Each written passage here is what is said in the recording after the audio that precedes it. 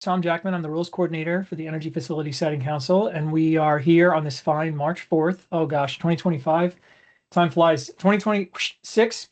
Um, and to discuss the organizational expertise and retirement financial assurance standards for the siting process for the Energy Facility Siting Council. So we have a couple of, well, one rack change. Our talkative Dugan has been replaced with Angela from OSEA, who I believe is calling in, or I don't know, if you're the 867 number. Is that you, Angela? I'm going to say Yes, that's that's you. me. Okay, no worries. You can Yeah. save me. Uh, yeah, so perfect. Anyway, um, yeah, not too many other changes. So we're here again to discuss the organizational expertise and retirement financial assurance standards. And we had a pretty robust discussion last time when we sort of went through the issues initially, did some more deep dives, and I'm going to do something similar the last time, except it's going to be a little more methodical in terms of like we're going to go through all of the stuff that the standards ask for, and we're going to ask questions about them and get a good rack discussion going, hopefully. Um, and then where we go from there, we will kind of see based on today's discussion, and then I have some thoughts that I will share with respect to future schedule when we get to the end. So without further ado, let us get started. So as a reminder for the organizational expertise standard, which we're going to start with, to issue a certificate, council has to find that the applicant has the organizational expertise to construct, operate, and retire the facility in compliance with the council standards, and that also they or do so with respect to public health and safety and a non-useful, non-hazardous condition, and can consider the applicant's experience and technical expertise and so on and so forth. So one of the things that we sort of ran into previously and what drove us to doing this standard first is there's been a lot of confusion around this idea of the applicant of examining the applicant and looking at the applicant's abilities.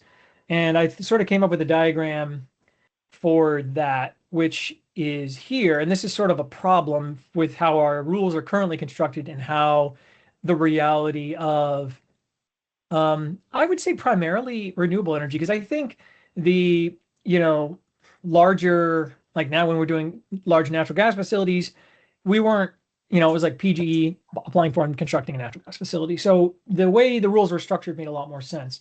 But with the solar, with the wind, and I would say even more so with the solar, it would seem we're seeing a lot more of this structure, which is seen throughout the country. It's very common where you have a financial backer, which is usually a parent company, although not always. And then you have a project specific company. It's an LLC that has one function. There's a lot of different acronyms for that. With that, with like a single purpose entity or single project entity or a single project vehicle. There's a whole bunch of terms, but needless to say, this is an extremely common system or setup. But the LLC doesn't really have any inherent expertise or stuff. It is a structure designed to sort of house everything, but then you have the project delivery team underneath that would be retained to actually do the work and operate the facility.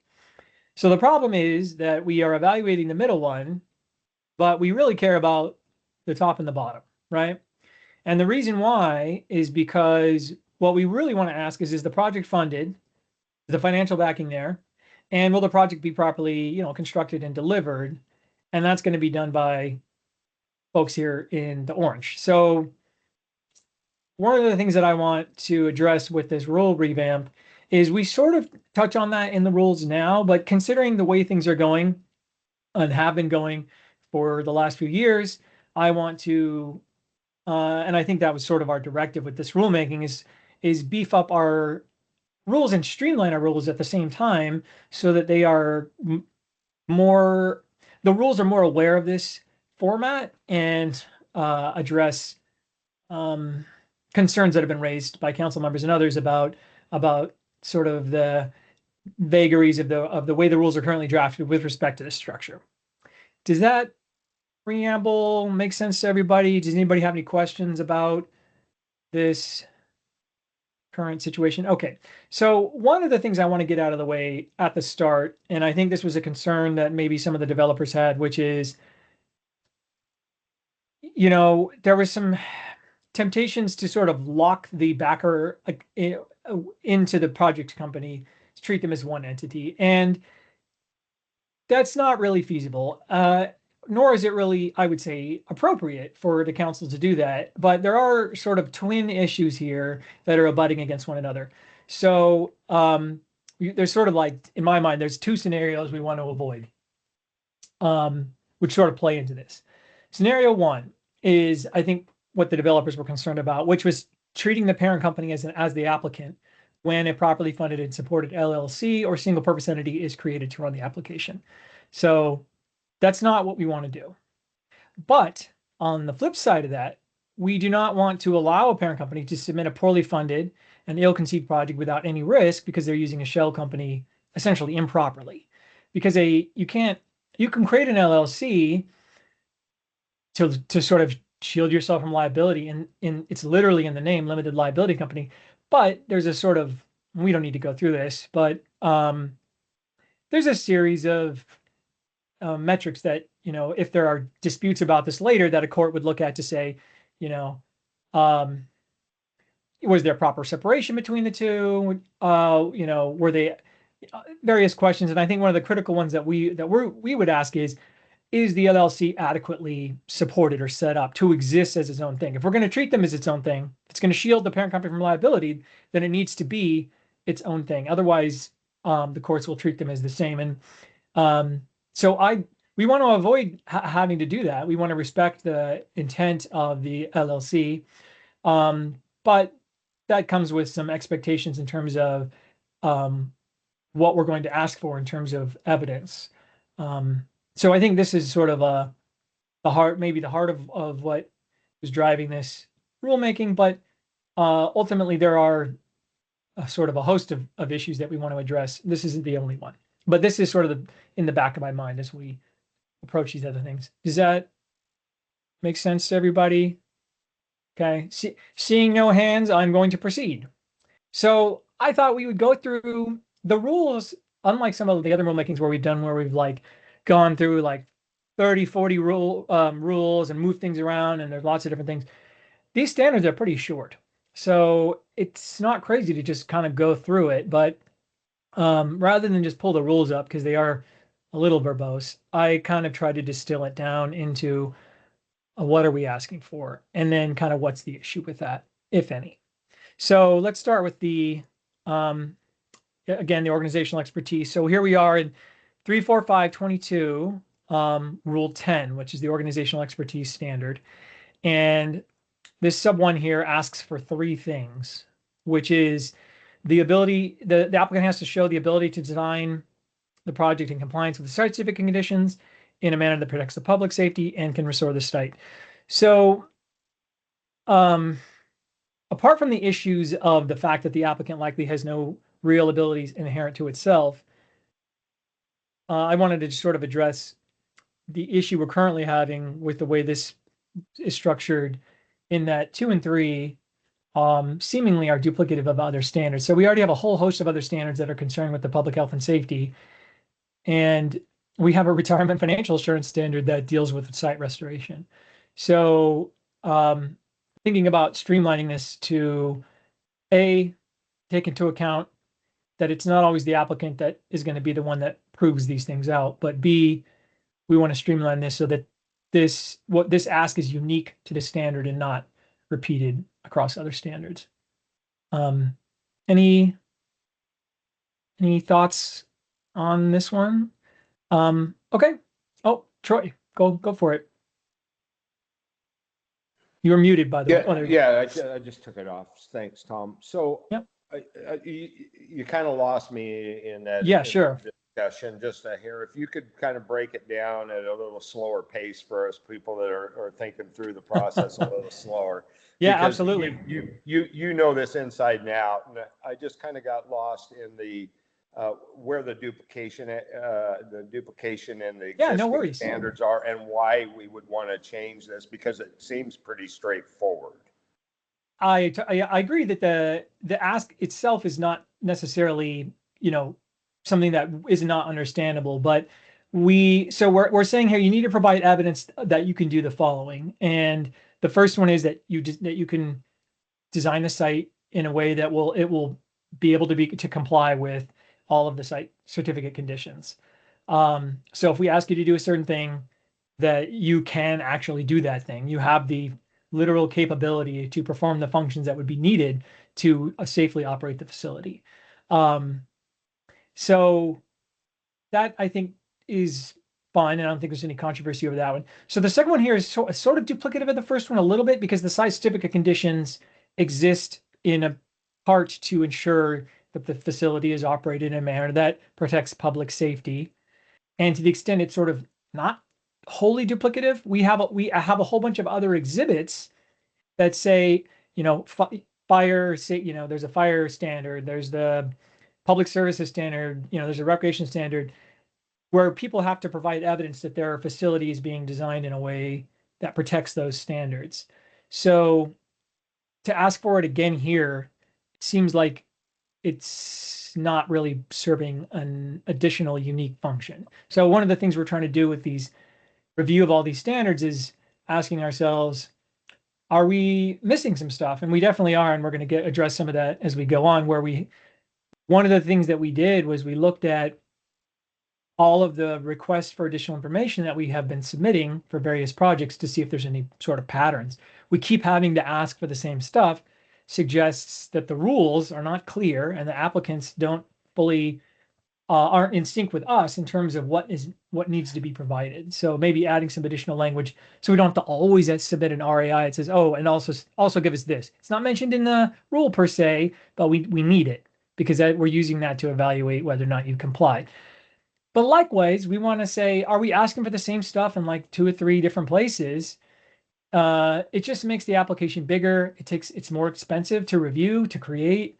So to the extent we can identify duplication across the exhibits, because that's really what these reflect, is this accompanying exhibit, then we want to identify those. So this seemed like a pretty clear place where we already ask for this stuff with respect to other standards, and including the other one we're going to discuss today, which is the financial assurance standard that asks, can you adequately, they have to create a project to restore the site and then show that they're properly funded that. So that Yeah, directly addresses that. that's much clearer. Thank you. Okay. And Yeah, then no, I guess my only comment to that is, and I always hate duplication too. Duplicated efforts are wasted time on everybody's part. I agree, but in my mind, when somebody's looking at their expertise, organizational expertise, and what's expected of them, those things are expected of them. So I don't know if it would clean it up if you reference the standards in addition to that, but I'll let this go on because that'll probably unfold as we move along. So I really think those things are really important to the organizational expertise. If you know, that's the state of Oregon's expectations. That's FSEC's expectations of anybody that wants to build a renewable energy facility in the state of Oregon. So yeah, maybe we required here, but we allow the applicant to maybe link back to some other exhibits as the evidence they would provide, rather than having them just copy and paste the same thing. Sarah, did you have something you wanted to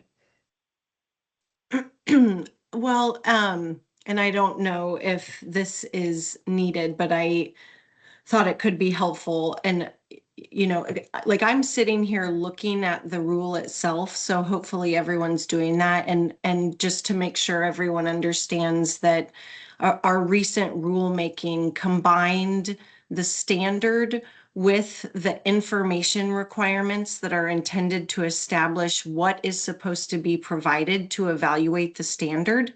And that is in section 5 of this standard. And so kind of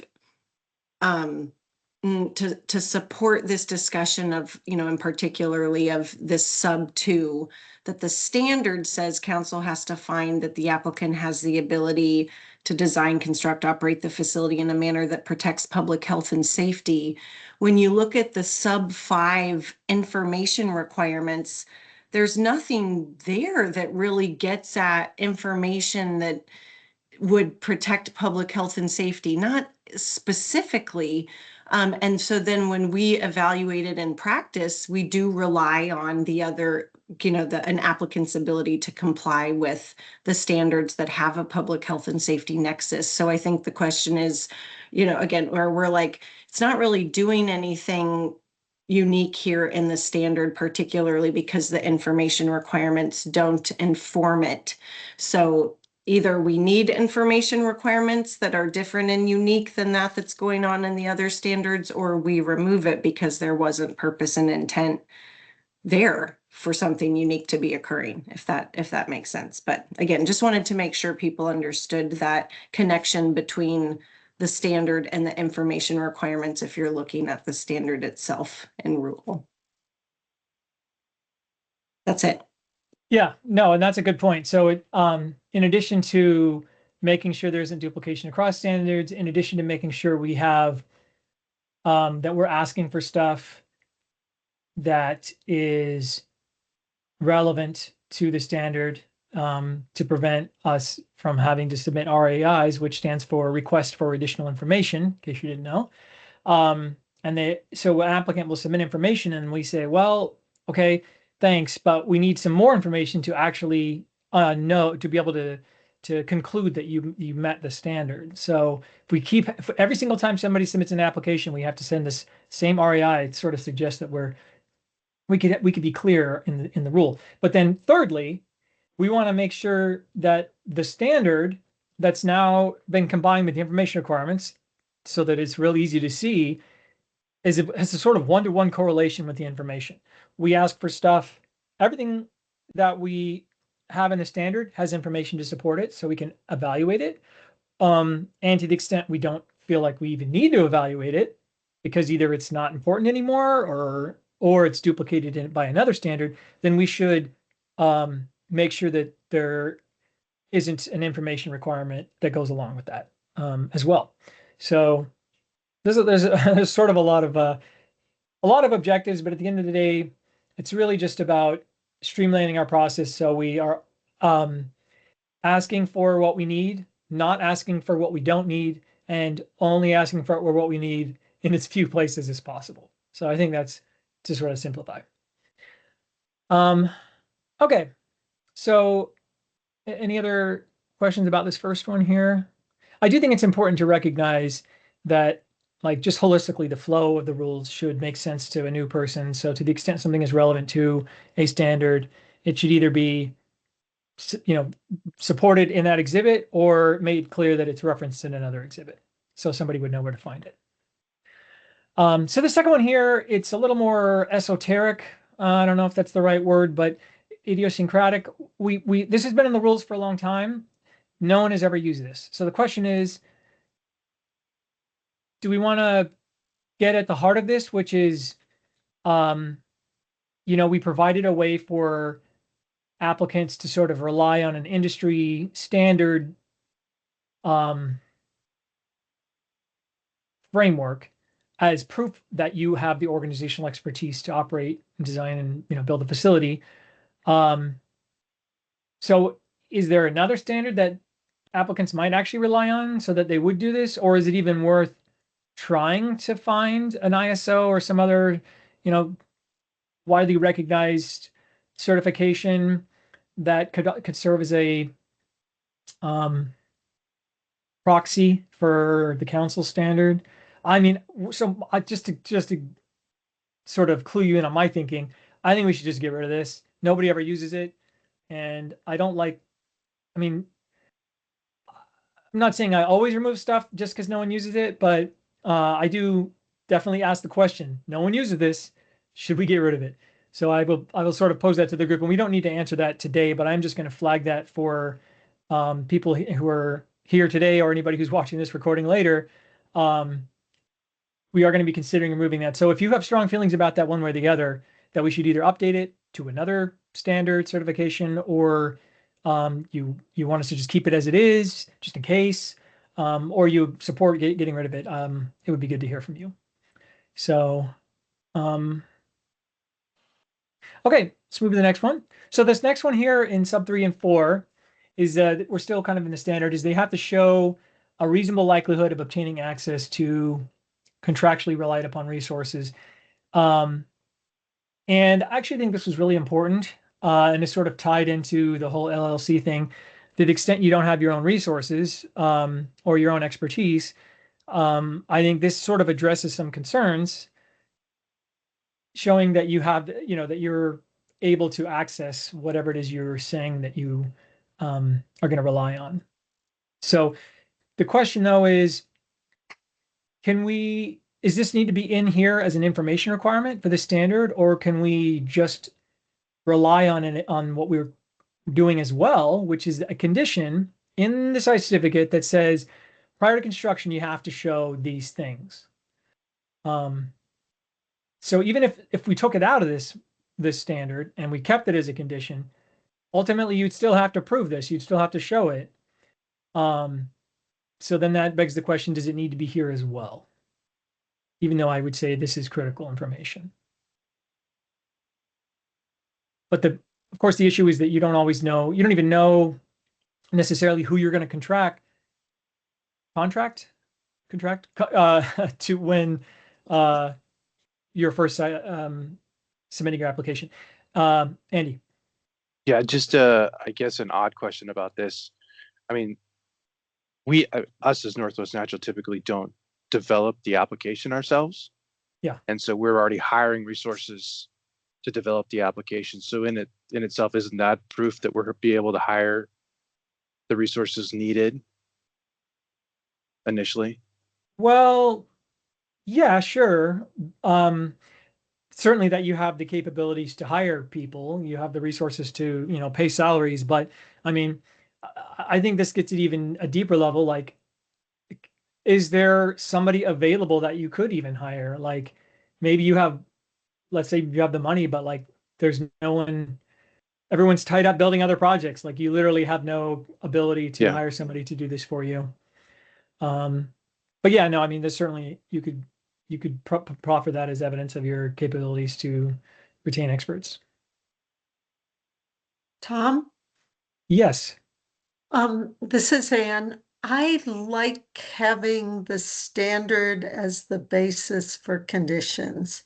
And I think the standard as stated in sub 3 and 4 could be tightened up, and a recognition of the temporal aspects of contracting or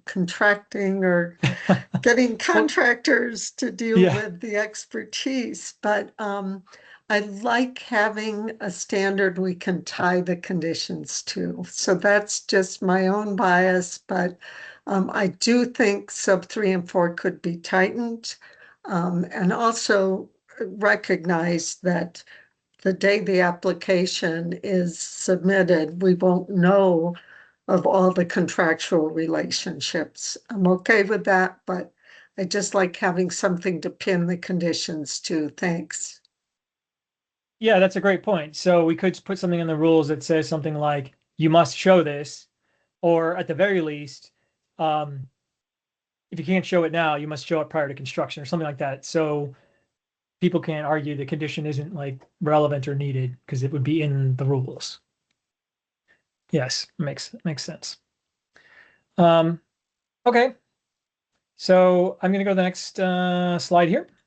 So moving on, we're now in 5 sub B, which asks for evidence of organizational expertise of the applicant to construct and operate the proposed facility. So, yeah, the issue here is sort of related to what we were saying before, which is that the applicant is almost never the one who's doing these things. So I think we could rewrite this to reflect that, and that could be literally just saying the applicant or whoever they hire to, whatever to build, etc. So just recognize that it's not necessarily the applicant, but make it clear that they can rely on other sources and what that information would look like to be able to establish that. So I don't think that one's too crazy. Any other thoughts on that one? Okay. Just Yeah, go ahead, David. just when we're evidence and the way you bring forward evidence and is going to be a very important part of this. You say it's no problem in the words, but sometimes when you, for example, want a reliance letter on a parent company, that is, in a lot of corporate structures, that's a no. Like when you use official legal terms for certain things. So, we've built lots of projects here. We have lots of expertise, but just precautionary note when we get onto the actual what the evidence would be, we have to be very clear, and I'll have to have it cleared by my corporate lawyers too. So Sure, and I would say, David, to the extent that you have feelings about this, submit what that you feel like that should look like. I feel pretty confident in our ability to come up with something that we would be is reasonable and is reasonable, but to the extent you have feelings about it, the sooner you get it to me, the higher likelihood it'll sort of inform our thinking in terms of what ultimately will occur.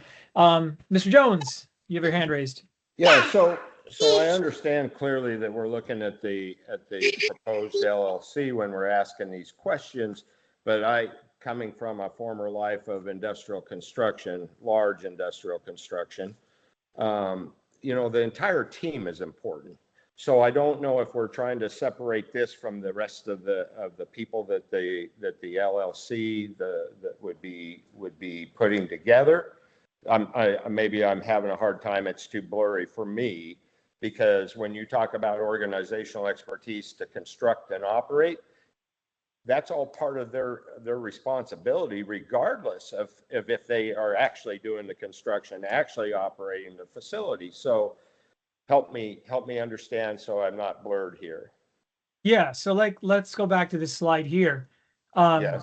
The green box is submitting the application, and so we're at the way that the standard is currently drafted, we're saying, do you have this? Do you have that? But they do not. I mean, typically, I would say, especially these days, they're not going to have that. What they're going to say is, well, we don't, but we have all these people in the orange bucket that we're going to pay money to, and they have it.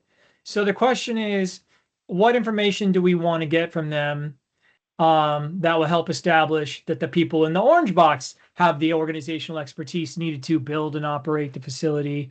And how do we phrase that in a way that, because like right now it's sort of implied that that's allowed, but then it's not. It's sort of, we're asking for it here, and then down here we just say, if you're relying on these other people, give us this information. But it doesn't. They're not tied together. So what I sort of am envisioning is we say, hey, you or these other folks need to give us the following, and not have like another separate section, so that it directly ties in this subsidiary concept into the ask. So in other words, to try to simplify this, make it clear that we're evaluating all three, right, at the same time. We're not just evaluating the green box. We're evaluating like the green box and the orange box.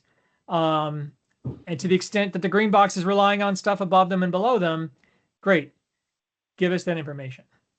Yeah, sure. And I understood that clearly from the beginning. All I'm saying is when you're looking at those standards, the most successful projects are when you have a quality owner, you have a quality engineering group, you have a quality construction team, engineering and construction team, and ultimately you have a good operator. So when you're saying this isn't really done, in essence you are, but I just don't know if this is another duplication effort that you're trying to identify. That's where I understood from the beginning clearly that you're only evaluating, and I'll use owner in this particular instance because that's the way I would see it.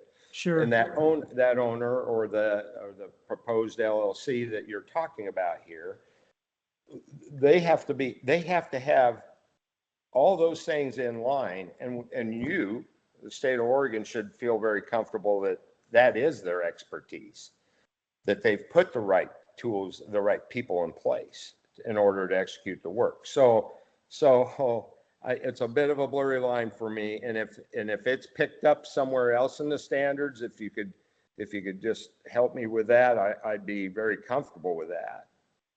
So I do think we're going to sort of address this with the future slide here, where I talk about this conundrum of wanting to know things before they necessarily are known. You have a parent company that wants to, identifies an opportunity for a project. They create an LLC to apply, but they don't necessarily know, like, they don't know exactly how everything's going to play out. These things take years. So 2, 3 years from now, who you hire to do whatever task it might be, like, oh, well, we'll hire this company to lay the concrete. Great. Well, 3 years from now, that company may be out of business. You may gotten a better deal with another company. So we can ask for that information, but it's important that we not necessarily rely on that, because even if they give it to us up front, there's a good chance that that's going to change. We want to make sure that what ultimately occurs is something that we're okay with, right? So I think designing the structure so it accounts for that sort of the time-related issues and the time-related uncertainties is important.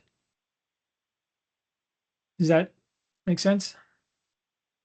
Well, yeah, I'll stand behind what I said, but I'm going to sit back and watch it unfold here, because sometimes I can get the cart before the horse. Yeah, So no, these are all sort of. I'll sit back, because I have some pretty strong feelings about that portion of it, and they have to justify that they're using the right folks down the line regardless.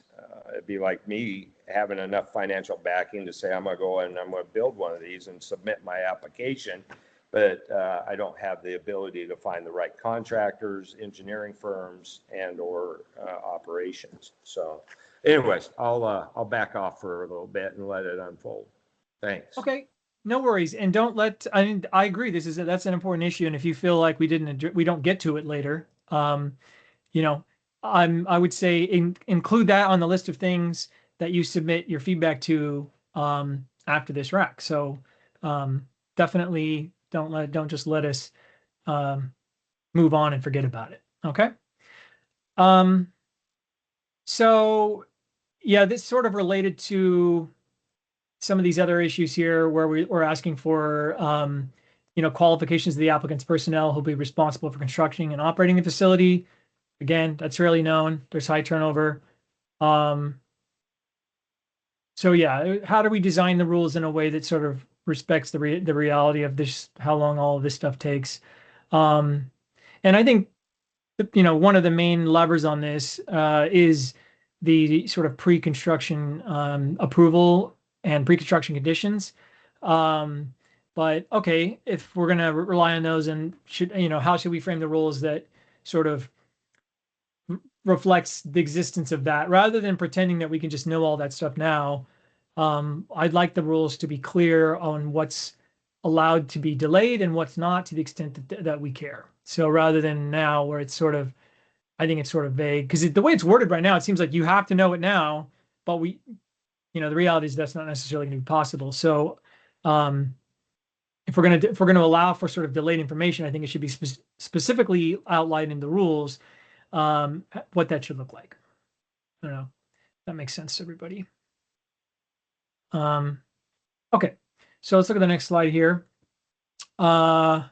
Yeah, this is sort of the same issue again with the qualifications of architects, engineers, component vendors. You might have an idea of who you're going to get your panels from or whatever. I mean, things are changing so fast these days. Who knows what that's going to look like 3 years from now? And then this D here is sort of a different issue. We've been asking about past performance of the applicant and going to the parent company on this one, and we get stuff back. But I think there's room to sort of beef this up a little bit so that we actually get information that reflects what this is getting at. And we'll get to that in a second, but I'm just sort of raising the issue here, so you'll think about this row when we get to it. So let me sort of simplify this a little bit with this next slide. So what do we really want to know with this standard? We want to know, is the project adequately funded and resourced? And will the folks tasked with building an operating facility do so in a manner that complies with the site certificate requirements? I feel like that's the totality of this standard, and I'd be curious to know if anybody feels like I'm missing something here, and I may be putting you on the spot here. So, but I do feel like this is most of it.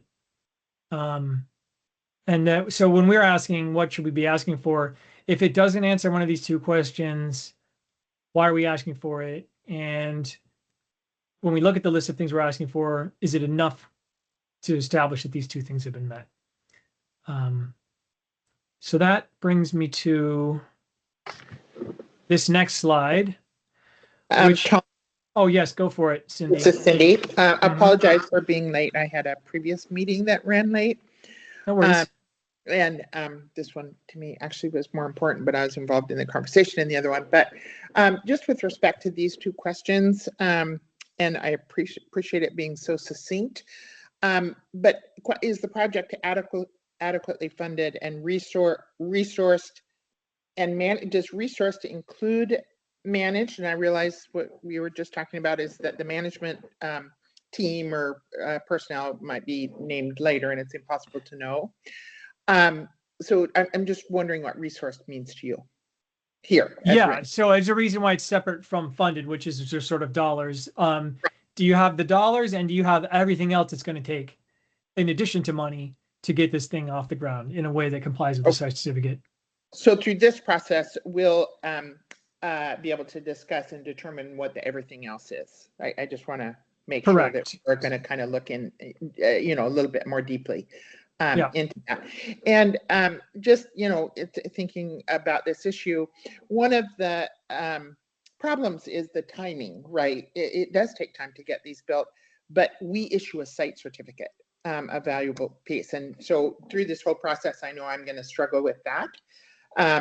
And that might have already been discussed, but it is am I relatively certain that this applicant has the organizational expertise to actually do the job, and that is evidence is presented that suggests they are good at going out and getting management personnel, and they've completed their projects and don't have many problems with compliance. Is that what we're going to get to, do you think, in this process? I would hope so. Okay, great. Thanks. Yes. And you did miss the sort of, I would say the only thing you really missed, and I don't know if you caught it because I did go back to it, is that we were just we're trying to address this issue where the rules are sort of targeting this little middle box here. But then what we care about is these other two boxes. So Yeah, I gave that a recap, and I do believe I remember you being here for that. So, so how will the applicants prove it? So I sort of came up with a list, and the stuff in bold here, I think, is already being asked for. So I feel like we do ask for most of the stuff that we need as is. But maybe there's some things we ask for that aren't on this thing that we don't need. Then also, I do think there's a couple of things that we find ourselves asking for that are not in the rules that we should probably add to the rules, the information requirements in the rules, which is this statement of access to parent company resources, sort of illustrating, to the extent you don't have resources, that's funding, personnel, whatever, expertise, management, that you have like letters of agreement in place that, prove that you have access to those things. And then, as I sort of highlighted previously, with respect to like the parent company resume, I think we want to beef that up a little bit. So to the extent you have any sort of issues, not just notice of violations, because a lot of times there'll be issues, but it never ends up being a notice of violation. And so the way we're asking for things now, it's sort of like, well, if I didn't have an NOV, I don't have to say anything. But I mean, we want to know, like, are you having issues that are constantly almost becoming an NOV, but then you sort of resolve it? That would be good. You know, that's good information to know. And then sort of, you know, as we've seen recently with like bankruptcy filings, you know, that can sort of change the game a little bit. So there's a question of like, should we be asking for this information or should we require you to provide it? But then if we do, what would the council do with that information? I do think it's important if we're going to ask for something, it have a sort of result such that, you know, because we got this, we're going to do this. If it's just like, oh, it's good to know. I mean, there's things where we do ask for that sort of stuff, but I think we should be extra sure that it's important that we do so in those cases. And then lastly on this list here, we have sort of an understanding the council can adjust. This is related to the other standard, so maybe I snuck it here, but I think it's sort of related here too. To the extent you're sort of relying on certain things after a site certificate is issued, that the council has the ability to sort of tweak things as our understanding of what would be required to meet public health and safety requirements, for example, change. So, I mean, that's definitely a tricky one, but as we'll talk about in the financial assurance section, I think sort of allowing for more flexibility allows for a sort of less stressful, more streamlined initial application, because you sort of understand that I don't necessarily have to get everything perfect out the gate, but I then also acknowledge that things are sort of subject to change down the road. So you streamline the beginning, but then you sort of, I guess, increase the operational uncertainty going forward. So it's just kind of a trade-off, where, yeah, more flexibility means things are less rigid, to sort of state the obvious. Miss Cindy. Hey, sorry. And so I just want to make sure I understand the last one. Understanding that council can adjust financial assurance amounts. Are you limiting it to that, to financial assurance amounts? No, I would say, I mean, I put it to the rack in terms of like what we want to include in this umbrella. I'm not limiting it to anything. So, well, and just, you know, we've talked about it a little bit before, but, you know, for instance, given the wildfire risk of some of the projects, if not all, might procuring insurance be one, you know, something for us to consider. I just don't want it to be limited to financial assurance for retirement and financial assurance, that we might explore other things, that there's maybe an opportunity to explore other things. I mean, that's definitely a tricky question. And I think it would only be sort of forward. I mean, I don't think we could and I have to go to Patrick on this one, but I don't think we could retroactively apply that, but it's certainly like going forward, I mean, it's something we could consider. Yeah. And I guess I'm considering all this going forward, that there's Sure. a problem with the past stuff as it is, but, Okay. but going forward, and not to say that we will consider that or whatever, but it's a what if we want Something for the rack to consider. Sure. Yeah, exactly. And Okay. were you purposely limiting it to financial assurance? And it sounds like not. So. No. Yeah. Okay.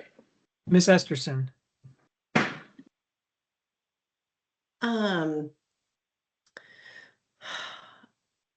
I was just having an idea, and I don't know if now is a time or if we and citing would even agree, but open space, right? But Yeah, so we're all friends it's kind here. of like the idea is, you know, would it be possible for a standard like organizational expertise, because I think it's a good fit to have, you know, like a set of minimum conditions, like the standard requires, it's kind of like what you're talking about with Anne, like she's like, so if we know we want to know that the certificate holder is going to hire qualified contractors, and we want to see those qualifications resumes that they have experience. But it's always satisfied with a pre-construction condition if we want a standard that supports that condition. And maybe you were already there, but like, can we come up with a set of minimum conditions for this standard, and maybe all of them, that then it's like it's up to the unique inputs from an application that would then result in a unique condition. And for organizational expertise, oftentimes there aren't that many unique inputs, particularly for an LLC applicant.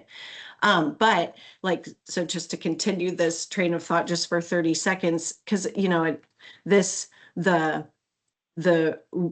give us your compliance history, your regulatory citations.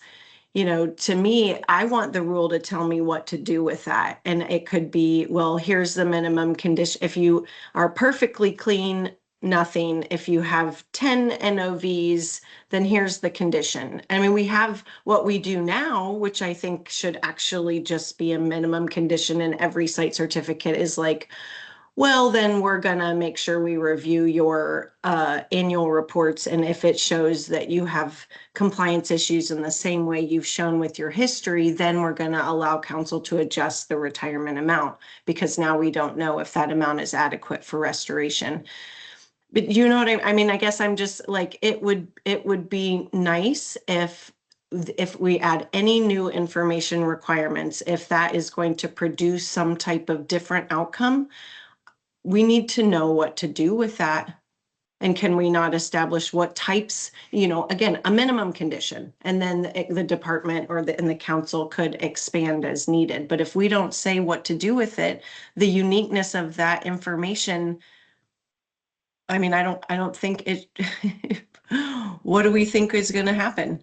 Is it a denial if they have NOVs that have been resolved? Or what, you know, again, maybe it can be the notes of the rulemaking that would explain what you're supposed to do with it. This is Cindy. Can I just respond to that? Yeah.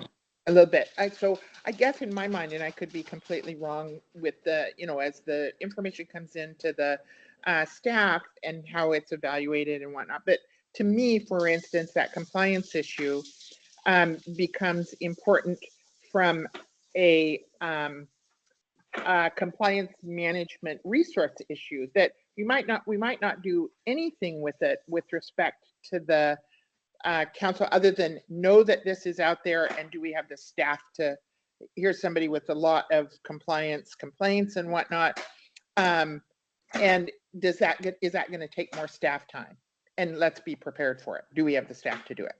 I might be wrong about that consideration, but that's how I think of it. Not necessarily resulting in a condition, but an oversight responsibility. Well, to the extent, I mean, this is less of an issue now that we've hired more folks, but to the extent your sort of compliance resources are constrained, knowing somebody has a history of issues you might assign more eyeballs to their projects to ensure future compliance. Right, exactly my point. You know, and is there the bandwidth to do it? And if not, okay, we need to staff up for it. So yeah, but then, and you know, if the statute says they don't have to build it for 9 years, and the site certificate exists on its own, that, I mean, we are familiar and do read our own orders, but we don't want for people to have to read the order to understand the site certificate. And in compliance, you're looking at the site certificate. So if there's nothing in there that says you need to, you know, make sure you've got 3 FTE when you're evaluating this site, that logic doesn't, I mean, in practice isn't the way, it wouldn't work that way.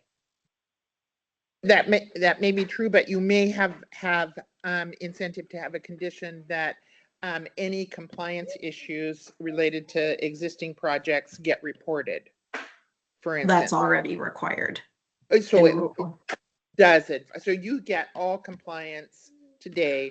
We get, if there's a compliance issue on a project in Georgia, operated different LLC.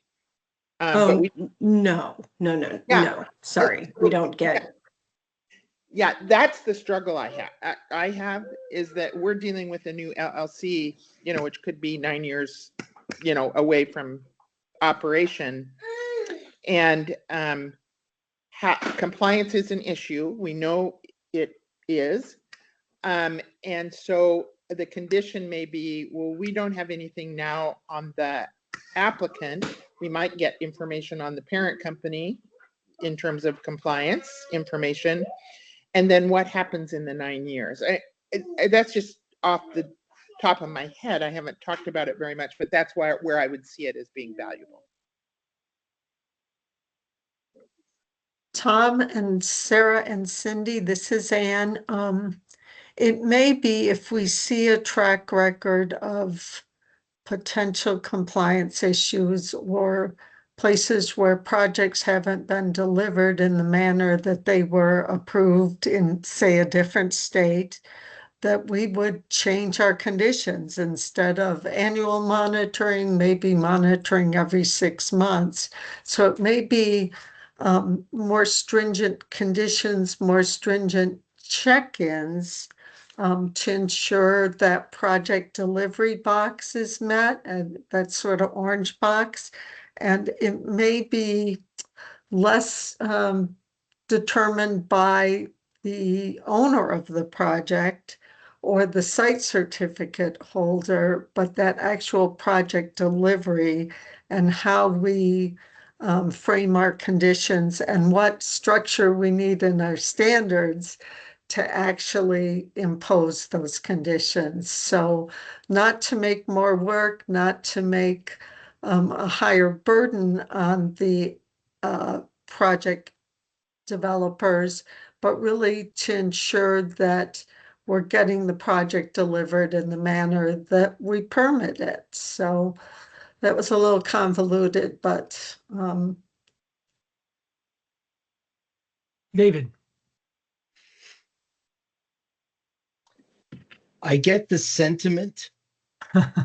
No, I really do. I actually do get the sentiment, but there's a couple things that I just want to add. First of all is the FSEC does not regulate all energy facilities.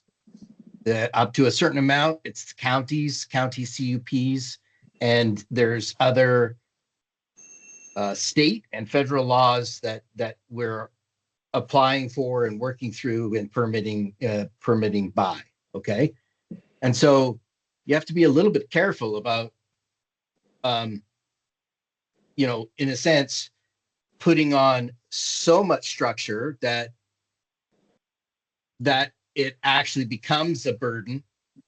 And anyway, that's what I'm saying. You just, I get the idea and that you'd want to have some of this information, but it's also how do you process that information? And all of a sudden we got a whole lot more burdensome. And in some cases it might be justified, in some cases it's not, but that's not universally applied for energy facilities. And so I think you will need to be careful of that when we're going through the information asked for and what to do with that information. And oftentimes when you're looking at those types of things, there's a lot of studies done, like how many across the whole state actually have these issues, and are you actually just regulating in something that actually doesn't matter as much, or isn't as, sorry, that's not quite, that isn't as applicable broadly speaking. So just that's my take on as we discuss this. Yes, I get the concept. We want to comply too. We've had non-compliances before. You try to fix them, you try to get them moving forward, and you get them moving forward, whether it be with condition here, DEQ, and they often have those other agencies often have, how quickly you respond and how you respond is also a very important part. Not just that you had an act of noncompliance, but how you actually take care of things. So just as we're trying to figure this out and what it means, think of the back end and the both the burden on your organization and on the people building and operating. And this is Cindy again, and I appreciate that. And I guess I'm operating on the assumption that we are all trying to get to a site certificate that can be reviewed effectively. The information can be reviewed effectively by the council, and secondly, that it has lasting power, staying power to help staff and the applicant and the site certificate holder as they move forward to operation. I think we're all there, and it's just what's meaningful, and we're all different parties. But Sarah? Okay, just one thought. So if, assuming that the information requirement to submit severity of any regulatory citations remains, sounds like people, we like that. It would be nice if it said, if it included an obligation by the applicant or certificate holder to evaluate why the issue happened and where within the applicable exhibit for similar issues that lesson learned has been incorporated. Do you know what I mean? So, and a quick example is like, if they're like, we got a violation was issued by DEQ for our erosion sediment control permit because of 1, 2, 3 issues. The lessons learned were we need more controls on site during rain events. And we have incorporated that into the erosion sediment control plan we've offered you here today. I mean, that's the connection that I would like, rather than it just being this summary of there were issues and we resolved it. Here's all the times we weren't perfect. Because they always resolve it. I mean, I think maybe we would be going, well, they are saying we got an NOV and we are not responding. That would be good to know for sure. I guess I don't know what we would do. We'd probably be like, okay, well, we're not going to move until you go resolve those things, assuming they're within the state of Oregon. But that's an unlikely scenario. Yeah, and I think it's important to recognize that, like, there are things to be concerned about, but also, it's important to recognize sort of the statistical probabilities of risk. Like, so, I think we should be, to maybe echo David's point, if we're going to ask for something because we're worried about like a 1 in 100,000, probability, but so we're going to make everyone do something, that's like maybe not a great idea.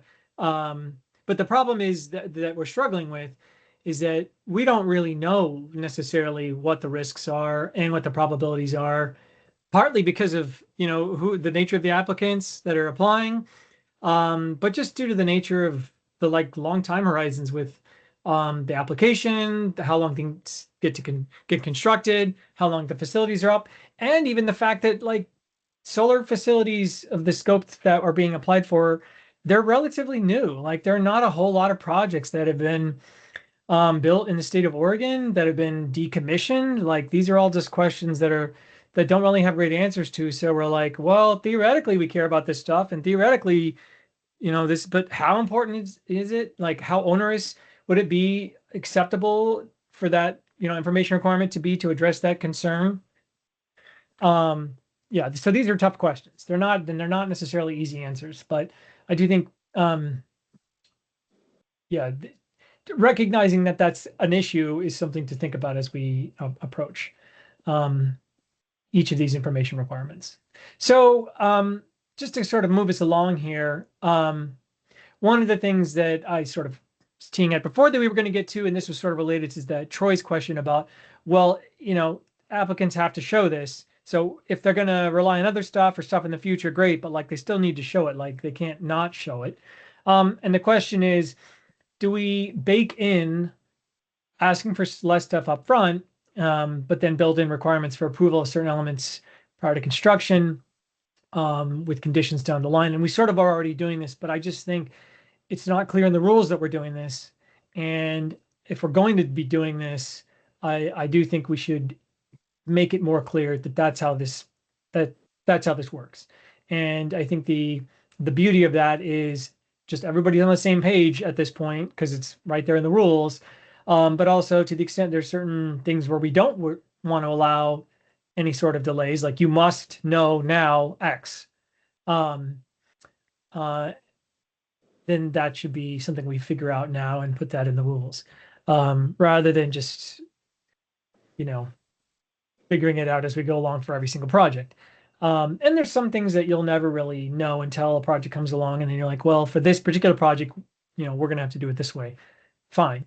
But the more we can think about those issues now and sort of bake them into the rules, I think, the sturdier the process becomes.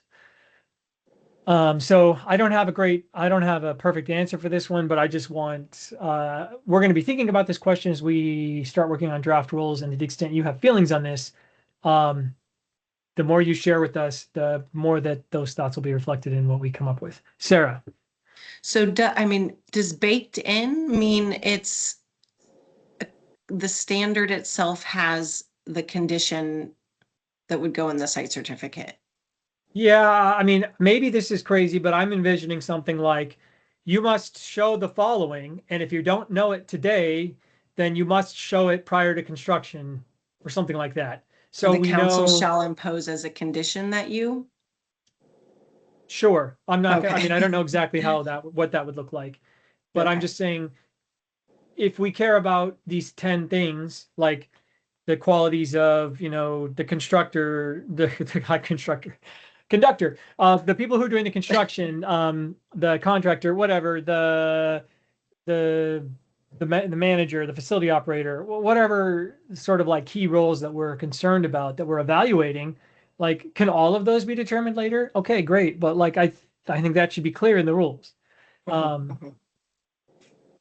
Okay, cool. Thank you. So, sorry, I just got off using a different app. Sorry, I'll raise my hand. Maybe. Oh no, you're totally fine. Okay. We're a small enough group. Yep. Okay, good.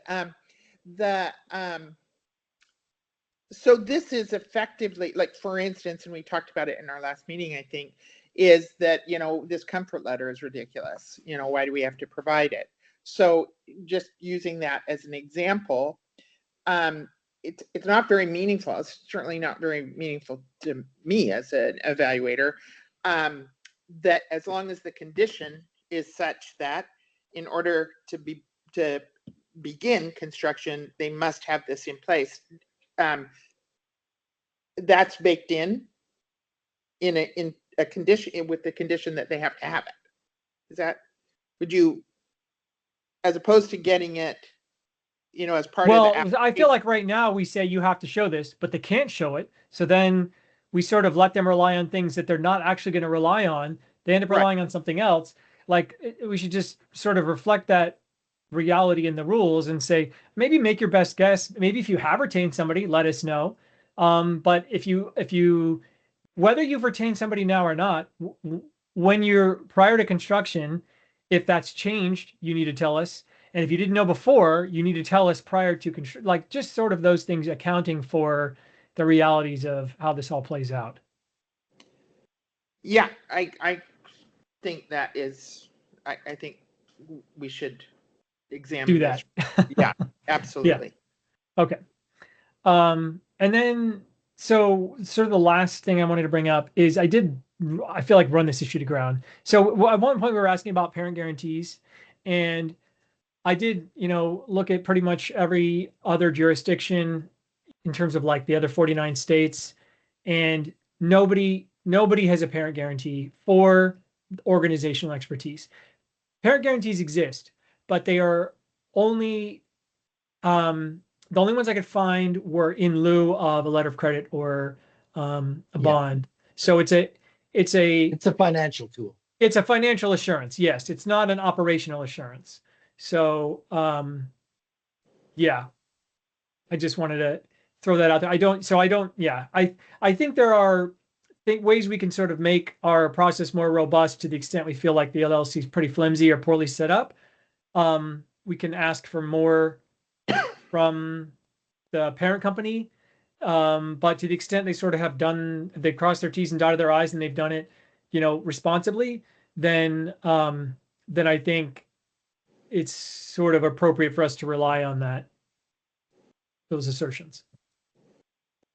And what are those assertions? Like, for example, the LLC has retained, like letters of agreement with respect to, like managing the facility or whatever it might be. So an operating agreement between the parent company. Yeah, that's what I was looking for. LLC would, okay. Yeah, I think, it'd be great to examine that. Yeah. So David, you just have to be careful about I will be getting some things into you about exactly what that means.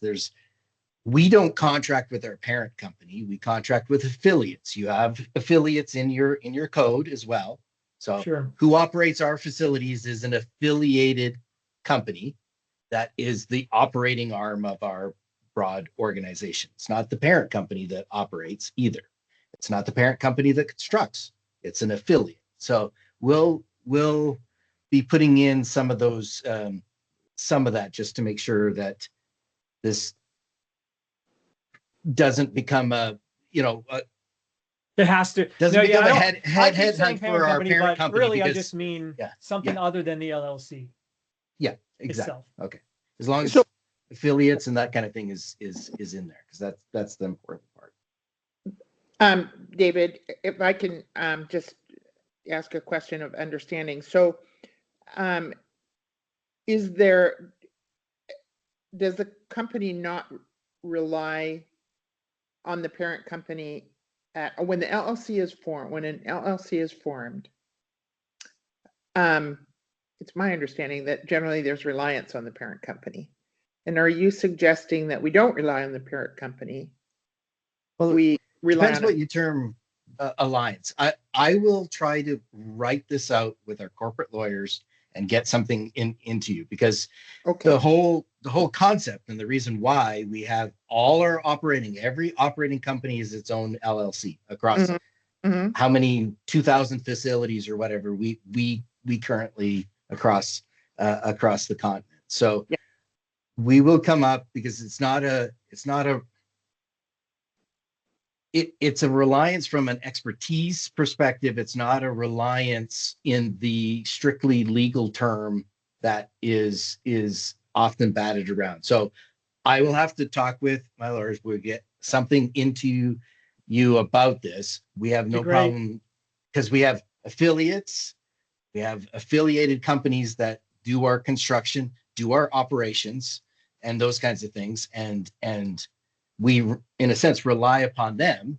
We rely upon their expertise, because they're the ones doing it. In fact, they're the ones that become the direct certificate holder, or are paid by the LLC to make sure that you comply with the site certificate. Okay, so but they don't become the certificate holder. The LLC, sorry, that's correct. The LLC hires them, contracts with them, with their expertise to operate the facility on behalf of the LLC. Sort of like somebody who owns a bunch of condos, and then you hire people to actually deal with the condos. Yep. Right. Okay. I don't want to belabor this, but I do want to understand this, that that is a bit different. To me, you can provide evidence of that these affiliate companies have experience in building out 2,000 sites, whatever. That to me is something readily evidentiary. What this gets to, for me, or one of the things this gets to, is on the front end during that development stage, the financial resources, like to make sure that you can pay those affiliates. That's the nut for me. You know, you've said, the applicant has said, we're going to build this project in so much period time, but we don't have personnel, we don't have money, we don't have, you know, we don't have anything at this point. So what do we rely on? Mr. Bauer. I mean, I just have an interesting question. Is there a way for there to be two pathways? One for those of us that don't typically use the LLC and are you know, known entities that are using parent company money and expertise to build site certificated facilities, and then another pathway for those that are using an LLC or another shell company pathway, so that those of us that are on the utility side that aren't having to jump through hoops to reprove that we're going to have the money, we're going to have the financial security, we're going to operate this on our own over and over again. Well, I think we sort of, the existing process already is set up to do that. It's more just adapting it to recognize other structures. I mean, but I do think we don't want to like lose sight of the fact that those, what you described, still exists. It's not like it's only LLCs now. So well, whatever we come up with should reflect the fact that it could be one or the other. So I think that's important. Yeah, it's important to point out. Tom, this is yeah, go ahead. Ann. And just recognize that when we started doing these bigger renewable projects in Oregon, we didn't know that every project would have LLCs. There's likely to be some other exciting new corporate or non-corporate structure to actually develop these projects, depending on things well beyond the state's control. So just ensuring that our rules are flexible enough to recognize all these different kinds of structures that we're seeing. We've seen leases back of actual infrastructure to take advantage of tax things. We don't want to discourage that, but we want to ensure that our standards reflect those and that our conditions of site certificates allow for those kind of activities. While I really like the little 3-color structural chart that we're going to have an owner, we're going to have some kind of intermediate body that moves things along. And then we're actually going to have the people who build the project and operate it, making sure that that's reflected in our organizational expertise standard, that we acknowledge there are these different tiers and that we allow for some flexibility as the world changes around us, if that makes sense. Yep. Agreed. Here, here. You're here. Okay, so that led me to here, which I think we've already sort of maybe been doing this one here, which is I sort of laid everything out. And then before we move on to the financial assurance standard, I just wanted to make sure that if there are any other issues that I didn't raise or anything else people want to say about these that they want the RAC to hear, certainly once this meeting is over, I would hope, to the extent you have, I'm going to be looking forward to some language from you, David, on sort of what evidence could we ask for, that's sort of reasonable with respect to folks who are relying on other entities to meet the organizational expertise standard. What should that evidence look like? So really where the rubber meets the road. We can come up with language, we can sort of figure out ourselves, but we're not the ones who are in the weeds here on this stuff. So if you've got corporate lawyers, pay them some money and have them come up with this stuff to at least give us something to consider. Yes, definitely. So Yeah, I'm gonna try. Yep. yeah, all right, sounds good. I'm already writing an email. Okay, I'm gonna hold you to it, David. All right, so let's move to the financial assurance standard. This one is, I think, less. Well, it's just smaller. There's fewer information requirements. It's not asking for as much. It's much more of a focused standard. That being said, it's still got some questions, still got some issues. So here the standard is pretty straightforward. The council has to find that the site, taking into account mitigation, can be restored adequately to a useful non-hazardous condition following permanent cessation of construction or operation of the facility, which just means when you're all done and you walk away from the site, and these facilities are, they disturb the land pretty significantly. So either going to use it for some other purpose, or you're going to be able to convert it back so that someone else can use it. And it's difficult, and I sort of talked about this previously, but it's difficult to evaluate the adequacy of decommissioning plans and the significance or the appropriateness of the bond or LLC letters of credit, because the department has next to zero decommissioning data to work with. It just isn't out there. Especially as we're like switching to new types of facilities, there's even less data. And to the extent we found data, it's wildly divergent, wildly. So factors of 10 different in terms of like cost per acre.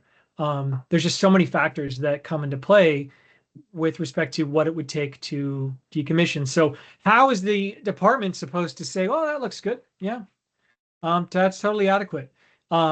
It's difficult. It's a challenge. And I think it's something that hopefully we can come up with. But yeah, proposed plans are just evaluating an eventuality that's likely decades from now, which even makes it, to the extent we're, 88% sure that it's perfect today, like 50 years from now or whatever, or 30 years from now, that might not be the case.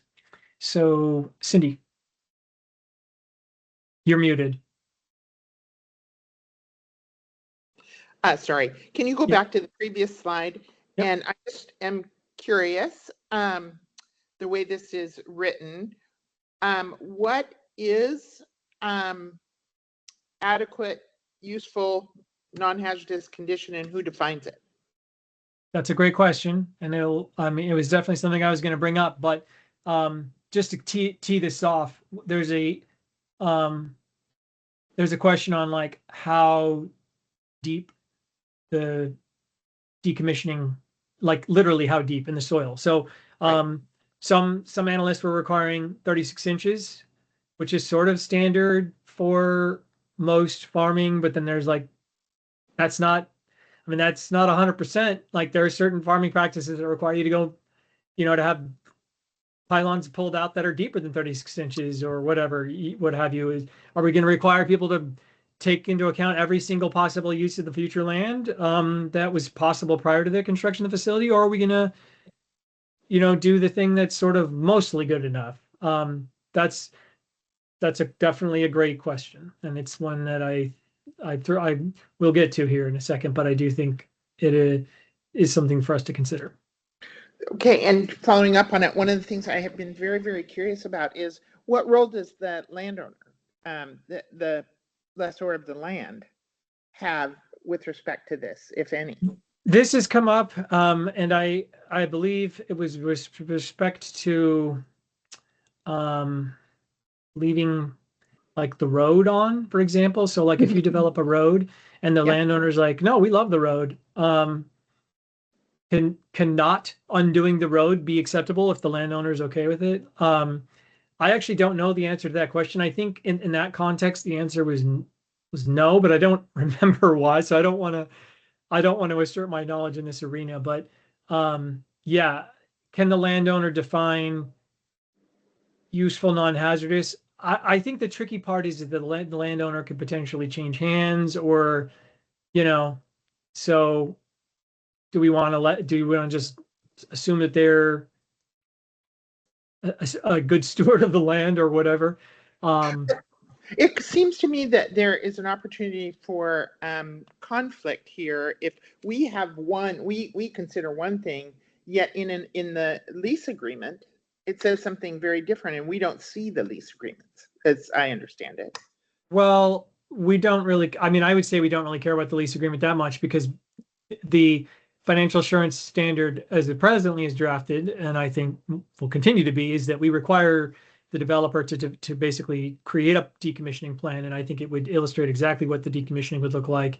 And that's what's used to justify the cost estimate, which ultimately informs the bond or letter of credit.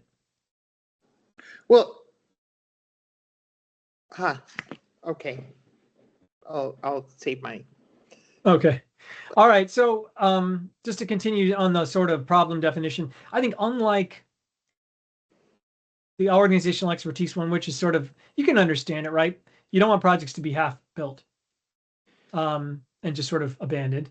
And you want them to be, it's great to say like, oh, we have the resources to clean things up, but it would be good to know that you're running it in a way that it's the likelihood of that happening is smaller versus bigger, right? It's sort of prevention versus cure. Whereas the decommissioning question is saying this facility is not going to last forever. It will be decommissioned eventually.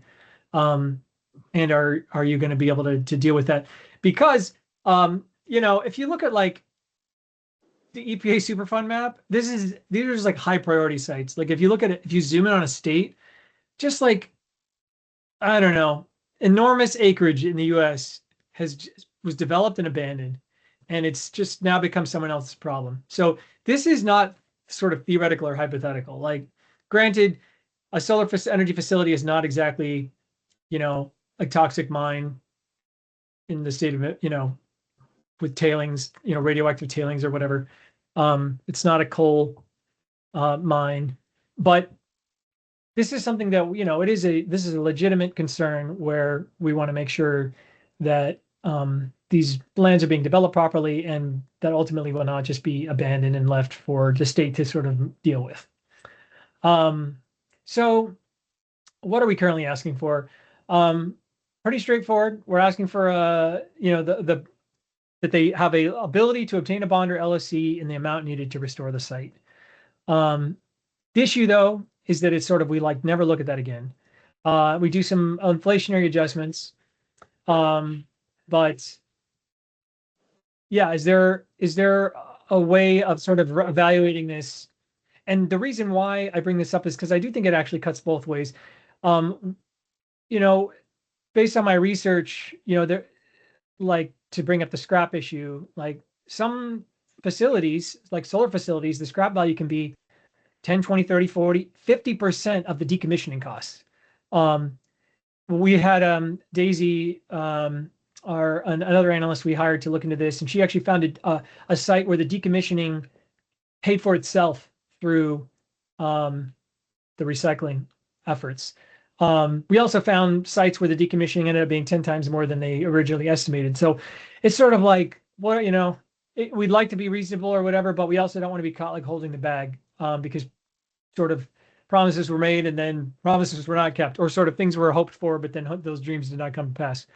But I do think that if we sort of allow for some increased future modification, it could cut both ways. It's not necessarily like, oh, we didn't realize how expensive this was going to be, so we're going to jack the LLC requirements up that much. It might be, wow, the price of steel has gone up a whole bunch. Maybe we allow for more scrap value than we did previously, so that would reduce the LOC. I don't know. I'm just spitballing here, but to the extent like it's without doing sort of like future looks at this, you're stuck with saying like, what's this going to cost in 30 years? Like, I don't know. Like, what's the going wage for people who are be tasked with even doing the decommissioning? Like, this is definitely a core problem with this standard that we can't just magically solve, but there are perhaps some solutions we could look at that will help us be more comfortable with what we're doing than what we're doing now. Cindy. Not magically solved, but this one seems to be a little bit easier to me in terms of there's the original estimate. Let's say what we can't risk is holding the bag for an overhead, something that is going to be more. And so it just seems to me that as long as there is some review, an annual review along the way for either the site certificate holder or the council, to FSEC to say, we think it should be adjusted up or down. Is that not? Well, to not put the cart in front of the horse, to use an earlier expression, Sarah and I have had discussions on this, and one of the things that we've considered as a possible solution is that we don't do annual reviews, because I don't know if that would be feasible, but maybe like every 5 years we do a review, but the review is sort of our methodology for calculating this stuff. And so like every 5 years we would update that and then apply that to all outstanding site certificates that took this evaluation into account when they were granted. So that it would be like we would then bump them all up or all down based on the current thinking, if you will, in terms of what it would cost to decommission. Okay. Yeah, it just seems that evaluative process, ongoing evaluative process. Yeah. Sense. Yeah. Angela, you had your hand up, then you took it back down. Did that? Oh, I didn't mean to take it down. I guess I'm Oh. having Teams issues. Yeah, no worries. Yeah, I was just gonna chime in on that. I don't think a yearly evaluation would help this situation because if the projects have a 30-year lifespan and you're reviewing at year 2, that's not gonna really Nothing's give gonna you change. any Yeah. additional information. Pretty low value So, effort. Yeah. yeah. So maybe something like, a halfway 10 review. years. Sure. Yeah, 10 years, and then I don't know. I have to talk to my members to get an actual amount. But yeah, let's not spend a lot of time on something that's gonna be completely different in another 5, 10, 15, 20 Yeah. years. No, as to the extent you were uncertain 30 years out, you're going to be pretty uncertain 29 years out as well. But to the extent what we're like, sort of what we were thinking was coming up with a more robust review process in terms of like, here are the things we care about. This is what should inform the decommissioning, and sort of updating that. So for example, we think you should clear out to 36 inches, or if you are over 50 miles away from the nearest recycling place or whatever, it's going to cost you way more to haul all that stuff, versus a facility that's like down the street from recycling or a trash dump or whatever. There's certain metrics we could come up with that, and we don't have to come up with a zillion of them, but then we would use those to say, okay, based on these things, we're gonna, come up with an X dollar per acre or whatever for every, for a solar facility. And that's just what everybody's going to use that metric to evaluate their site. And then in 5 years, we sort of update that based on the current understanding. And then that might cause things to go up or down or whatever. So we're not evaluating every single site every year or even every 10 years, but it would be more like we're evaluating our methodology every so often, and then we just reapply that to the outstanding certificates. Troy, you are still muted if you're. Sorry. Yeah, no worries. I do it all the time. I was thinking along the same lines of what you just said, Tom, and Yeah. all I'm saying is there's probably adequate metrics to where you could do annual updates and then do those 10 years. That way you're sure to try to at least attempt to make those annual adjustments rather than waiting till 5 years and something happens in between and then somebody's left holding the bag. So I think that those metrics could be put in place, inflationary metrics. It would be automatic, and I think that would be easy for everybody to agree to. Well, we currently do inflationary stuff, but that's all we're doing. So, and that's sort of baked in right now. But I'm more thinking of the question along the lines of like, how are we evaluating these decommissioning plans from the get-go? And this is relevant to another issue here. Let me just go to the next slide here. So yeah, the amount, difficult to evaluate. the comfort letter here is what it is, the reasonable likelihood. But this last one here, where we've heard complaints about the sort of flat bump on the decommissioning plans that we have been applying for all projects of 10% for administrative and 20% just as a sort of like, okay, great number, we're going to add 20% to that. I think we could realistically shrink those, but then with the understanding that if, that we're going to be reevaluating things more holistically every 5, 10 years, whatever it is. And then, so if we're going to try to be more accurate, but we're also going to be, we're not going to just set it and forget it for 30 years.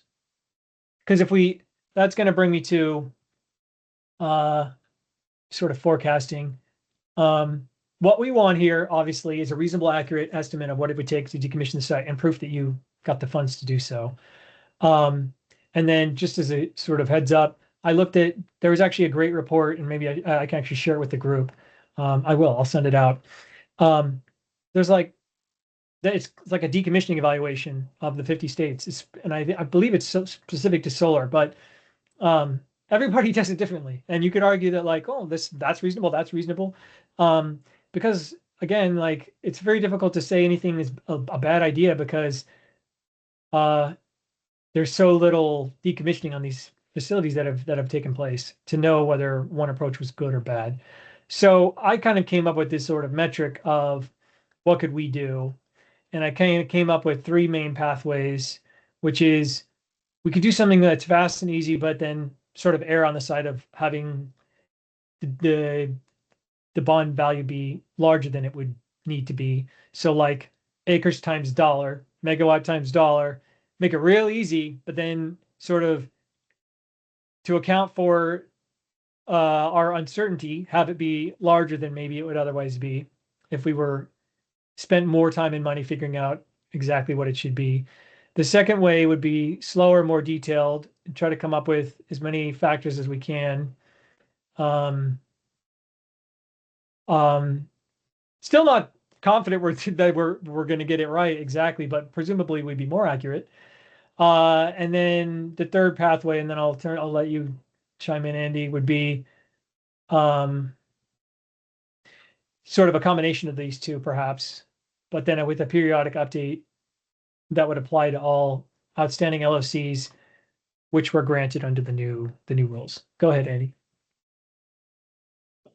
Just thinking outside the box here a little bit. For those of us that are under PUC jurisdiction, all of our assets that are going to have an FSEC site certificate are going to be under their jurisdiction. And in the case that we would start rolling back or decommissioning, we would have the ability to get rate recovery on rolling back those assets from rate base. So is there a way to take that into consideration? So you totally, I'll be honest, you totally lost me there with, what do you mean by roll things back with rate pays? I assume I know nothing, literally nothing what you just said. So let's take, for instance, that we had a particular asset that FSEC had jurisdiction over, had a site certificate, but it was also rolled into rates for utility customers. Okay, and we're going to decommission it. Mm-hmm. We would be able to go to the PUC and say, we're going to decommission X, and it's going to cost us X to do so. Okay. Which would then get rolled into rates. Okay. And that cost would be distributed among the rate base, all of us utility customers. Yes. And so what I'm saying is, say for the storage field, it wouldn't, the likelihood of us just like going out of business and it being a Superfund site. Well, it won't be a Superfund site because we just don't have the constituents there to, for contamination for a Superfund site to exist. But for it to be an orphan site is pretty low, right? The risk is really low, which means that the bond that we have for that facility exceeds the cost. In likelihood, if we were going to decommission it, we wouldn't use any of that bond. We would actually be using rate base. Okay, I think I got what you're saying. The problem here is that whatever we come up with would apply to new site certificates. It would not necessarily apply to existing facilities. So maybe Patrick is going to speak to that issue. I don't know, but go ahead, Patrick. And for new facilities, you can make that argument to council that you would be able to recover costs of decommissioning via ratepayers. Okay. And council has approved a structure like that for the Boardman to Hemingway facility. Boardman to Hemingway has a $1 bond requirement for the first, I think, 50 years of its operation, subject to revisiting by the council at a regular basis. And then in this latter half of its anticipated life, the bond ratchets up until the end of its anticipated life. It's at 100% of the projected decommissioning costs. But council did that only for Idaho Power because they are a PUC regulated entity. We've had private sector applicants make a similar request, and council has denied that because they don't have the ability to recover decommissioning costs, potentially recover the costs from ratepayers. That's interesting. Well, thanks for that input, Patrick. That's something I'll have to run back up the flagpole on my end for our bonds that are there. Yeah, and again, that would be a harder thing to try to do retroactively for existing site certificates, but for new projects, certainly cite to that as one project that council has approved such a structure for. Understood. Okay. Sounds like Tom, there's already a mechanism for that, but maybe maybe put that in the maybe- rules. maybe there's some language that needs to be Yeah. added to the rules for those of us that are on PUC jurisdiction and have rates, and have rate base for paying for both construction and decommissioning. Yeah, if there's someone else who's willing to hold the bag, there's no reason to have two bags or two hands. I don't know. Yeah. Ms. Cope, like how he got around that? You're muted, but go ahead. Yeah, I just to add on to that same idea is something I was investigating with our internal folks as well, as being a regulated utility, being a little bit different than a independent power producer. So I guess I would just say to avoid changing it in a way that removes that opportunity for us to make that argument in future site certificates. Would be helpful. Yeah. And if there's specific language that you can come up with along those lines, feel free to send it my way. Go ahead, Cindy. I answered it on my phone now that Sorry. You're fine. Go ahead, Cindy. Are we good? Oh, I'm just checking my understanding. I'm not as clear about investor-owned utilities, or PUC regulated utilities. So the retirement and the financial assurance provision is there because something has gone bump in the night and the entity cannot or will not have the funds to clean it up, so it remains with us. So in a PUC regulated facility, what would change that? How does the PUC, not that ratepayers go away or anything, but is there an instance, I guess, where that entity is no longer there? I mean, it can't do it. Well, I guess, Cindy, the way to sort of explain it as easy as possible. Mm-hmm. If you're either Northwest Natural, PGE, Pacific Core, or any other public or other privately owned or shareholder owned utility, you as a ratepayer essentially own the asset. So you paid to have it designed, constructed, permitted, operated, and then ultimately will also pay for it to be decommissioned if it's being taken out of Service. use, Yeah. out of service. Okay, And yeah, so ratepayers are paying essentially cradle to grave for those assets. and So so the that's assumption is that there will always be a ratepayer base to rely on. yes, and that if there is an asset that's in rates, you can't take it out of service without essentially getting the nod from the PUC to do so. Now, there are some examples of small things that we can, but say the 3 site certificates that Northwest Natural owns are major infrastructure for supporting not only our system in Oregon, but also the entire gas system in the Pacific Northwest.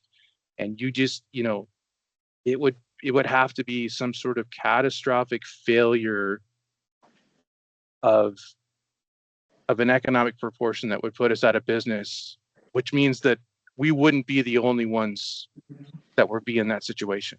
Does that make sense? Yes. And it is that going into it assumption that I want to be sure we can make that, okay, there is a ratepayer base that can be relied. And okay, all right. Yes. Thank you. Lena may have something to add there, I don't know, from PGE, but I think I described it pretty well. Yeah, that is not my area of expertise. So I think you did a good job explaining it. You did. And the only other thing I would add, just because I used to work for a utility, is by the cost of the bond gets passed on to your ratepayers. So in a sense, too. You're getting both. They're paying double. Hmm. In fact, anything that you guys do that caused us to have increased costs for operations gets passed on to ratepayers too. So just to keep that in mind.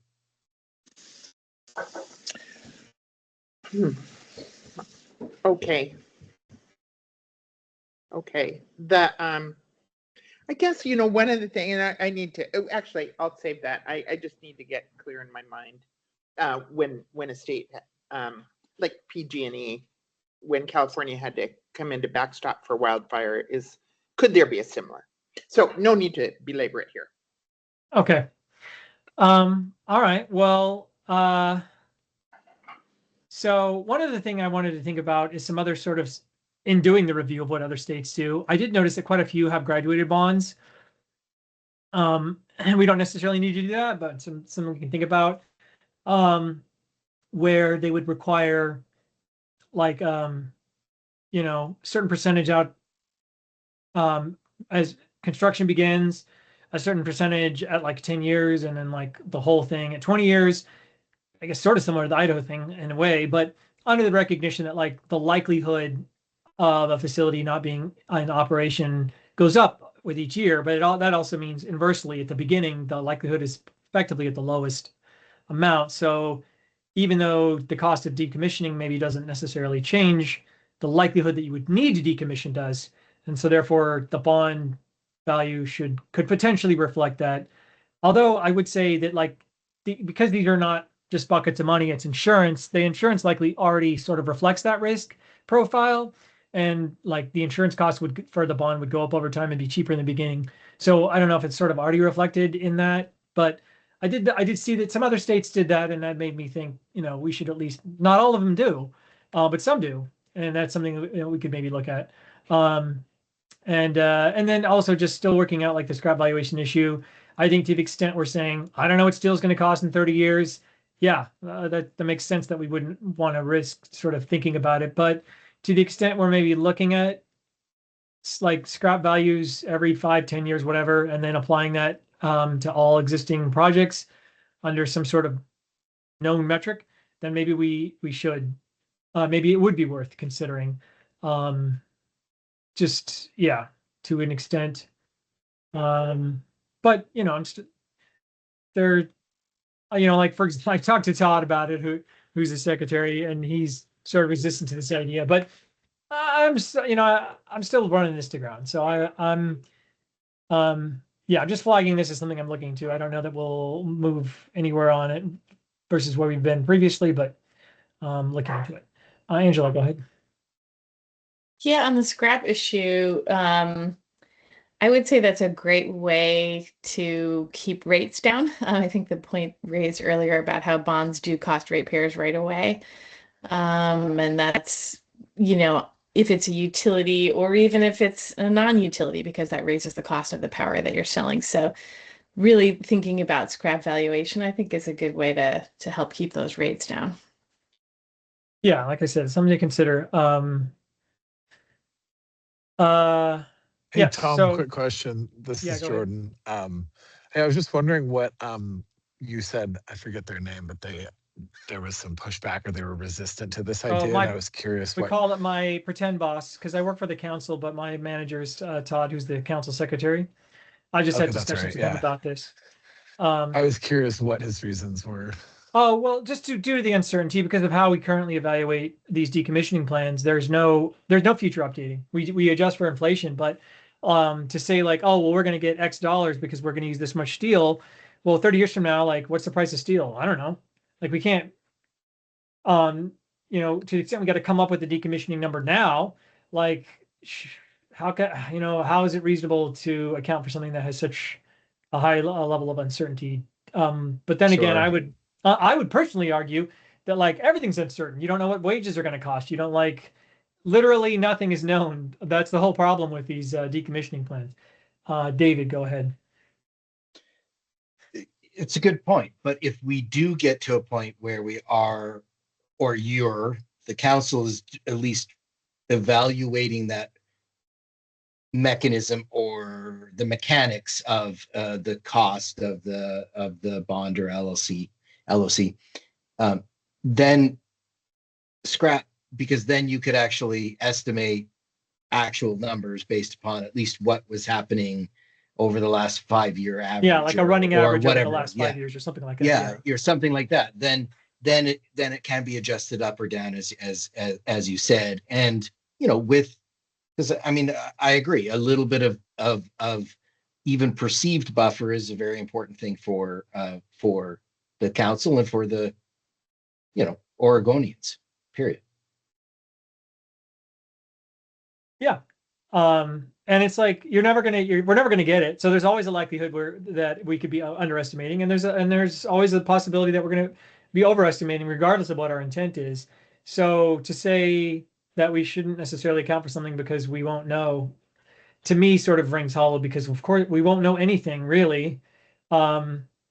So, I mean, for example, you could say, well, I'm not going to give you the scrap value today. I'm not going to give you the highest scrap value it's ever been, but maybe consider like the lowest scrap value that we've seen in the last 30 years. Like, what's the likelihood that steel would be lower 30 years from now than it's ever been in the last 30 years? Very small, I would say. I mean, commodity prices have typically only ever gone up, especially something like steel, which we've been using for, 100 plus years. So, and it's probably not going anywhere anytime soon.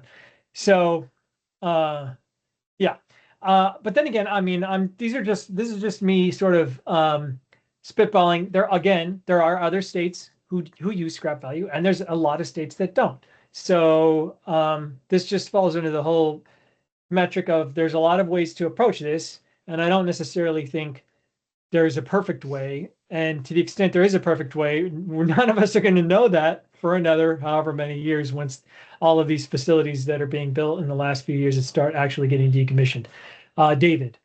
Yep. My only point is if you do the evaluation as you move along, there are still facilities that are within 5-10 years of retirement age, even in Oregon, and certainly across the country for wind, as an example.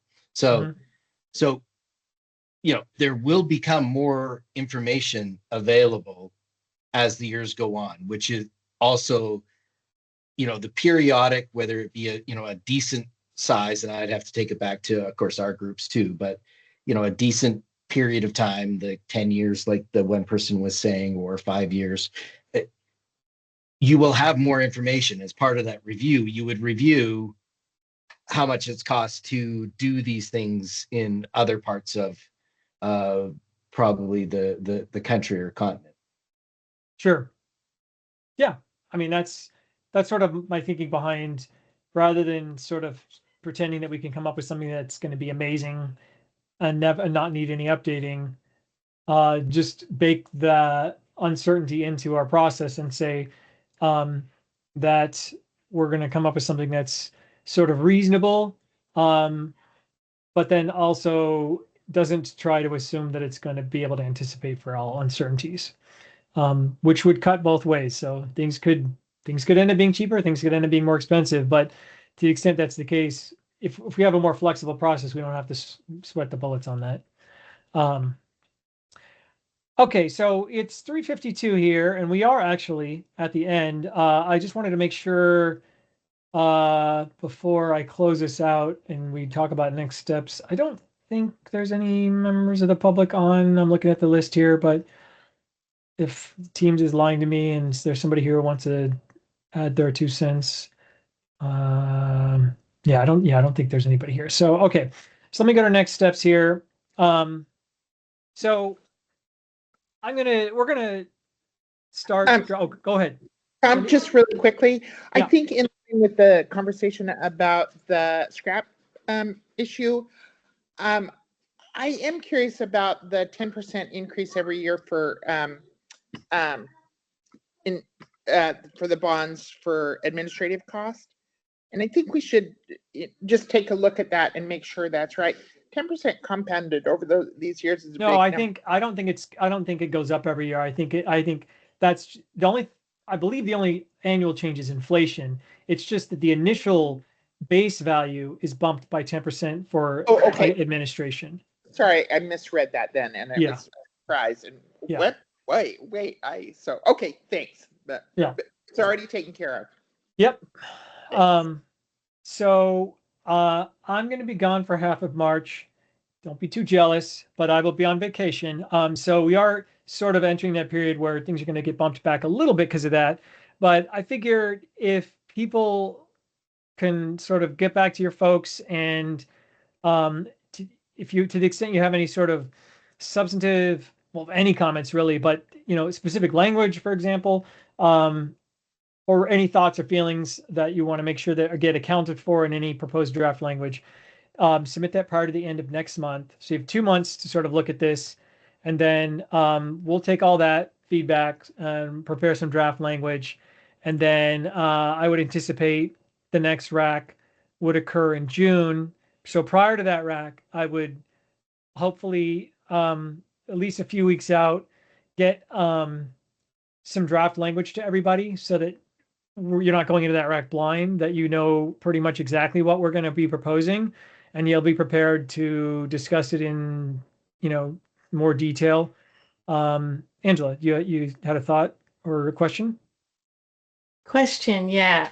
Is the information on these slides, the ideas and the different options we talked about today, is it available in writing anywhere? I'd like to have something in writing I can share with folks, even if it's not Yeah, final. this presentation will be posted on the Rulemaking website, so you can see great. the presentation itself. Is that good enough for you? Is that okay? I think so. Yeah. Okay. Thanks. Yeah. And then sort of if at that point, like if we meet and have a discussion and it's sort of, I think we'll be able to sort of get to some conclusions. I don't want to hold another rack meeting where we just repeat ourselves and everyone makes the same points.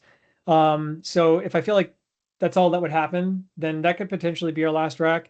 But if we feel like, well, there's some unresolved questions and we need to do some additional research and then we need to meet again and have another discussion, then we'll hold more racks. But it sort of, I guess, depends on. There's still so much to figure out that I don't. Yeah, I can't really predict one way or the other. Like we might get to a draft out that we can either agree on or agree to disagree on, so to speak. But maybe not. So I don't know. But if we do sort of get to that point, and it's certainly possible, then we would present draft language to council in July, and then which would kick off the public comment period, and these rules would potentially be final in around October. So that's the most aggressive schedule. If there's another rack, if it takes longer to pump out the draft language, that would push this timeline back. But this is just sort of to give everyone a sense of what the future could hold. And I think this is a pretty realistic. It's not crazy. We could definitely hit October. But if anything were to happen, it would push that back. But not too crazy, I don't think. Any additional questions or about the schedule or about what you all could do? Thoughts? Just No? one, Oh. just one. Sure. The actual deck isn't, it's the whole recordings that is on the site. So I don't know. I will Or, because if you I'll could do post the both. decks themselves, that'd be great. Yeah. Yeah, no, the slide deck will Yeah, be on there okay. and a recording. Okay. And I can just email you guys the PowerPoint right now because it takes Sure, a second for our that's comms fine. people to put stuff on the website, but I'll just literally send this out to you today if that would be helpful. Okay, well, I'm gonna let everybody go 3 minutes early, and just think of all the wonderful things you could do in those 3 minutes. And this has been a great discussion, and I look forward to figuring out what we're going to do next and any thoughts or feelings or draft language you send our way. So thank you all so much. Thank you, Tom. Enjoy. Great Yep. job, I Tom. thought this was nicely laid out, so thank you. Awesome. Safe Thanks. Enjoy your travels. Yeah. Yeah. Sorry to be late. Thanks, Tom. Yeah, no worries. Talk to you later. Thanks. Bye. Thanks, Tom.